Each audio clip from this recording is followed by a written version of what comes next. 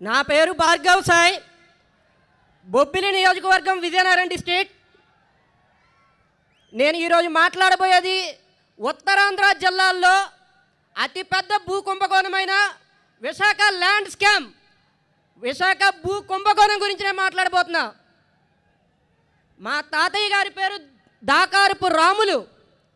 ఆయన స్వాతంత్ర సమరయోధుడు, ఫ్రీడమ్ ఫైటర్. ఆయన పేరు మీదుగా ఆయన ఎప్పుడూ ఆస్తులు సంపాదించలేదు, అంతస్తులు కట్టలేదు. తన జీవితం మొత్తం దేశం కోసం, స్వాతంత్రం కోసం కష్టపడిన అటువంటి స్వాతంత్ర సమరయోధుడు ఆయన ఆశయాలు గొప్పవి, వాళ్ళ ఉద్దేశాలు గొప్పవి. అటువంటి గొప్ప వ్యక్తి పేరు మీదుగా విశాఖపట్నంలో కొమ్మాదిలో సర్వే నంబర్ 28-2లో 10 ఎకరాల 100 కోట్ల విలువైన భూముల్ని కొంతమంది రాజకీయ నాయకులు దోచుకున్నారు. దాని 2012లో జరిగింది ఈ విషయం. 2017లో చాలామంది మీడియా మిత్రులు, అన్ని రాజకీయ పార్టీలు కూడా ఏకమై ప్రభుత్వం మీద ఒత్తిడి తెస్తే అప్పటి టీడీపీ గవర్నమెంట్లో ఒక సిట్ ఏర్పాటు చేశారు.